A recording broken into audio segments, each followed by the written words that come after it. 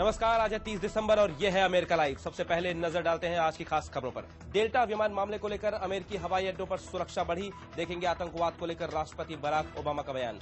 America live विशेष श्रृंखला 2009 में आज नजर डालेंगे पाकिस्तान और अफगानिस्तान पर। बात करेंगे जानकारों से। देखेंगे पाकिस्तान कैसे तैयार हुआ खुद आतंकवादियों के खिलाफ कार्रवाई के लिए, और ये भी कि साल भर में इराक की जगह अफगानिस्तान कैसे बना आतंकवाद के खिलाफ जंग का केंद्र। वॉशिंगटन डीसी से मैं हूं वॉइस ऑफ अमेरिका का अमित श्रीवास्तव। अब खबरें विस्तार से। क्रिसमस के दिन अमेरिकी शहर डेट्रॉइट में उतरने वाले डेल्टा विमान को उड़ाने की नाकाम कोशिश अमेरिका भर में एक बड़ी खबर बनी।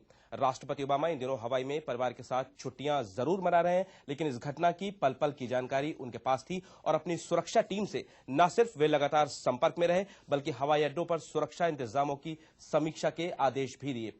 इसके बावजूद आलोचकों का कहना था कि राष्ट्रपति ओबामा को अमेरिकी जनता को आश्वस्त करने के लिए उनको संबोधित करना चाहिए था। सोमवार को उन्होंने ऐसा ही किया और मंगलवार के दिन भी। अमेरिकियों को राष्ट्रपति ओबामा ने बताया कि जिस समीक्षा के उन्होंने आदेश दिए हैं उनके आरंभिक परिणाम बृहस्पतिवार तक सामने आएंगे। साथ ही उन्होंने कहा कि संसद, खुफिया एजेंसियां, पुलिस और आंतरिक सुरक्षा समुदायों के साथ काम करते हुए वे अमेरिका को सुरक्षित रखने के लिए हर जरूरी कदम उठाएंगे। राष्ट्रपति ओबामा ने यह भी स्वीकार किया कि अब्दुल मुताल्लब के परिवार द्वारा दी गई जानकारी का इस्तेमाल सही तरीके से नहीं किया गया। जब हमारी सरकार के पास एक उग्रवादी के बारे में जानकारी है और उसे बांटकर उस पर उचित कार्रवाई नहीं की जाती ताकि खतरनाक विस्फोटों के साथ वो एक हवाई जहाज पर चढ़कर 300 लोगों की जानों को खतरे में डालता है, इसका मतलब है कि हर तरफ से चूक हुई है और मेरी नजर में ये बिल्कुल स्वीकार नहीं किया जा सकता। राष्ट्रपति ओबामा ने साफ किया कि इस चूक से सबक लेकर सुरक्षा प्रणाली को और मजबूत बनाया जाएगा। अमेरिका में 2009 में इतिहास रचा गया। राष्ट्रपति ओबामा अमेरिका के पहले अफ्रीकी अमेरिकी राष्ट्रपति बने। वैसे ये साल ओबामा के कई महत्वपूर्ण विषयों पर फैसलों और उनकी जबरदस्त पहल के लिए भी याद किया जाएगा।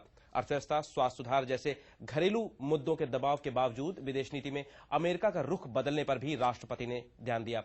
खास जोर दिया गया अफगानिस्तान पाकिस्तान की ओर नई नीति बनाने पर। राष्ट्रपति ओबामा ने जिस तरह से अफगानिस्तान और पाकिस्तान में मौजूद तालिबानी आतंकवादियों के खिलाफ जंग तेज की है, उसमें पाकिस्तान को अपने साथ लेना और पाकिस्तानी सेना को मजबूत करने के साथ साथ वहां लोगों के विकास के लिए भी मदद देना एक नई सोच थी। आइए एक नजर डालते हैं कि 2009 में क्या कुछ हुआ पाकिस्तान में। शपथ लेने के 2 दिनों बाद ही राष्ट्रपति ओबामा ने पाकिस्तान और अफगानिस्तान के लिए रिचर्ड होलब्रुक को विशेष दूत नियुक्त किया। मई में दोनों देशों के नेताओं के साथ वॉशिंगटन में बैठकें की और तब से अमेरिका और पाकिस्तान के बीच आतंकवाद के खिलाफ कार्रवाई में मजबूती दिखने लगी।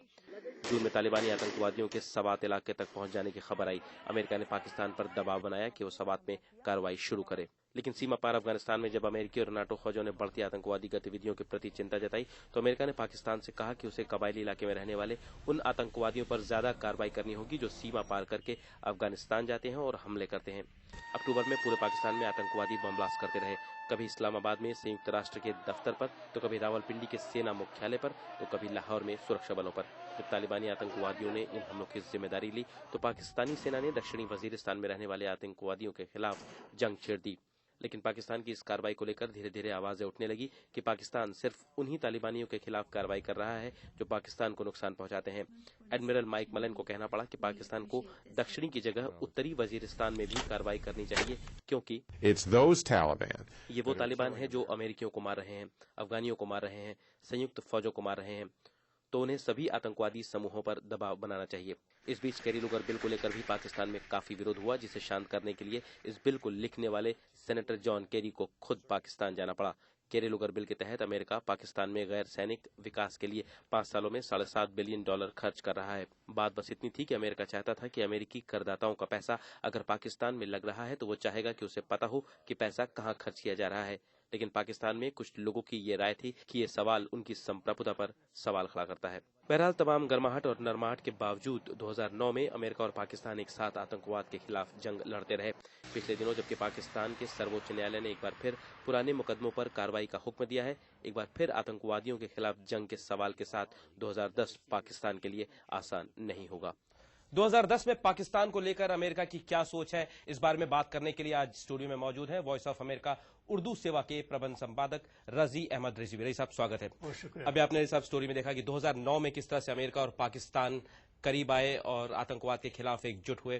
तो 2010 में आप किस तरह से देखते हैं ये संबंध आगे बढ़ेंगे? हमेशा आपने सही कहा कि 2009 में जो है पाकिस्तान और अमेरिका की जो पार्टनरशिप थी उसने एक नई डायमेंशन ली और आपने ये देखा कि पाकिस्तान की जो फौज है, सेना है, उसने बहुत ही एक्टिवली जो है वो काउंटर किया। स्वात में बहुत ही कामयाब ऑपरेशन किया और वजीरिस्तान में जो है ऑपरेशन जो है उनका समझिए जारी है। तो 2010 में ये पार्टनरशिप यकीनन जारी रहेगी और उसी डायमेंशन से जारी रहेगी जो कि 2009 में थी। और केरी लुगर बिल के पास होने के बाद जिसमें $7 बिलियन पाकिस्तान को मिलेंगे 5 साल के अरसे में, तो उससे भी बड़ी मदद मिलेगी। और सबसे बड़ी अहम बात यह है कि पाकिस्तान में ये देखें कि कुछ इंस्टीट्यूशन बिल्डिंग देखने में आई है। मतलब डेमोक्रेसी है, डेमोक्रेसी जो है वो भी अभी ग्रेजुअली रूट्स पकड़ रही है, हालांकि उसमें बम्स हैं, दुश्वारियां हैं। दूसरी तरफ जो लोगों की सपोर्ट है जी, लोग इस बात को सोचने में क्या तैयार हुए हैं कि क्या ये उनकी अपनी लड़ाई ये एक बहुत बड़ी तब्दीली है लोगों की सोच में कि लोग ये अब समझते हैं कि ये जो वार ऑन टेरर है ये एक्चुअली उनका भी बहुत कुछ इस पे स्टेक पे लगा हुआ है। फिर दूसरी तरफ जुडिशरी जो है वो भी इंडिपेंडेंट हुई है, वो भी रिस्टोर की गई है। तो जो इंस्टीट्यूशन बिल्डिंग है इससे जो है बहुत फायदा मिलेगा और जो लोगों की सोच में तब्दीली है उससे भी बहुत फायदा पहुंचेगा कि ये जो है अमेरिका और पाकिस्तान की पार्टनरशिप जो है वार ऑन टेरर के खिलाफ ये जारी रहेगी। और एक नए डायमेंशन के साथ 2010 में भी आप देखेंगे कि जो है इसमें बड़ी कामयाबी जो है वो देखने में आएगी। बहुत बहुत धन्यवाद रईस साहब स्टूडियो में आने के लिए। बहुत शुक्रिया। राष्ट्रपति ओबामा ने जब शपथ ली थी तो अमेरिका इराक और अफगानिस्तान में आतंकवाद के खिलाफ युद्ध लड़ रहा था। 2009 की झलकियों में आज नजर डालेंगे कि राष्ट्रपति ओबामा के लिए अफगानिस्तान इतना बड़ा फैसला क्यों बना और उन्होंने कैसे ही साल भर में आतंकवाद के खिलाफ का केंद्र इराक से हटाकर अफगानिस्तान बना दिया। 2009 की शुरुआत में तालिबानी आतंकवादियों का दक्षिणी अफगानिस्तान के साथ साथ देश के बड़े नशे के व्यापार पर भी नियंत्रण था। उस वक्त तक अमेरिका के साथ संयुक्त फौजें संदिग्ध आतंकवादी ठिकानों पर हवाई हमले ही करती थीं, लेकिन रेड क्रॉस के निदेशक का मानना था कि इन हवाई हमलों से आम नागरिकों की मौतों में बढ़ोतरी हो रही है। अफगानी राष्ट्रपति हामिद करजई ने भी कहा कि नागरिकों की मौत अस्थिरता का बड़ा कारण बन रही है। एडमिरल माइक मिलन ने वॉइस ऑफ अमेरिका से कहा, हर बार जब आप एक अफगानी नागरिक को मारते हैं, चाहे वो पुरुष हो या महिला या बच्चा, आपकी एक रणनीतिक हार होती है। आप कूटनीतिक सफलताओं को जोड़ते जाते हैं, लेकिन साथ ही आप रणनीतिक हार को भी जोड़ते चले जाते हैं और अंत में आपका लक्ष्य असफल हो जाता है। मार्च के अंत में राष्ट्रपति ओबामा ने अफगानिस्तान को लेकर नई दिशा दी। पिछले 3 सालों से हमारे कमांडर्स को यह पता है कि उन्हें प्रशिक्षण के लिए क्या संसाधन चाहिए। ये संसाधन इराक में युद्ध की वजह से मना किए जाते रहे हैं, अब ये बदलेगा। ओबामा ने हजारों सैनिक अफगानिस्तान भेजे और बाद में अपने नए मिलिट्री कमांडर से ये कहा कि नागरिकों की सुरक्षा पर विशेष ध्यान दिया जाए। तालिबानियों ने अफगानिस्तान में राष्ट्रपति चुनाव के समय भी आतंकी हमले बढ़ाए, लेकिन लाखों लोगों ने चुनाव में हिस्सा लिया। इस बीच चुनाव में धांधली की खबर भी आई और दूसरे दौर के चुनाव में विपक्षी उम्मीदवार अब्दुल्ला ने अपना नाम अंतिम समय पर वापस ले लिया। लिहाजा करजई एक बार फिर अफगानिस्तान के राष्ट्रपति चुन लिए गए। करजई के शपथ लेने के कुछ दिनों बाद ही राष्ट्रपति ओबामा ने अपनी अफगानिस्तान रणनीति जनता के सामने रखी और 30,000 अतिरिक्त सैनिक अफगानिस्तान भेजने का फैसला किया। ये अतिरिक्त फौजें और अंतर्राष्ट्रीय फौजें एक साथ मिलकर मदद करेंगी अफगानी सुरक्षा बलों को जिम्मेदारियां जल्दी से जल्दी देने की, ताकि हम जुलाई 2011 से अपने सैनिक अफगानिस्तान से वापस लाना शुरू कर सकें। अब मुद्दा अफगानिस्तान में भ्रष्टाचार को लेकर है, लेकिन राष्ट्रपति करजई ने कहा है कि वो इसे कम करने की कोशिश करेंगे। 2010 में अफगानिस्तान में संसदीय चुनाव होने हैं। कुछ पर्यवेक्षकों का कहना है कि ये चुनाव राष्ट्रपति चुनाव से बड़े इम्तिहान साबित हो सकते हैं। साल 2010 अफगानिस्तान के सिलसिले में राष्ट्रपति ओबामा और अमेरिका के लिए कितना अहम रहेगा, आइए जानते हैं मतिउल्लाह आबिद से, जो वॉइस ऑफ अमेरिका के अफगान सेवा के कार्यकारी संपादक हैं। आबिद, आप स्वागत है आपका स्टूडियो में। अभी आपने देखा शुरू में कि अब अफगानिस्तान में एक इलेक्टेड गवर्नमेंट है, फौज है, रिसोर्सेज है, तो 2010 में अमेरिका के लिए कितना अहम रहेगा अफगानिस्तान? असल में 2009 जो है एक तरह का एक टेस्ट होने वाला है 2010 के लिए। सारा होमवर्क हो चुका है, आर्मी जाने वाली है, प्लान बने हुए हैं। 2010 में शुरू ही में जनवरी में लंदन कॉन्फ्रेंस होने वाली है। उसके बाद उसमें बड़ा फैसला होगा, कुछ लंदन कॉन्फ्रेंस वादे होंगे नेटो की तरफ से, बड़े मुल्कों की तरफ से। बड़ी बात यह है जो हंट फिर बिन लादेन है वो 2010 का टास्क है आर्मी के लिए, क्योंकि 2011 जुलाई में निकलने के लिए जरूरी है कि कुछ ऐसा बड़ा हो। उनके बारे में खबर हमें पता लगेगी, लगता है ऐसे चांसेस है कि इस साल बिन लादेन पकड़े जाएंगे। बहुत बहुत धन्यवाद आबिद साहब स्टूडियो में आने के लिए।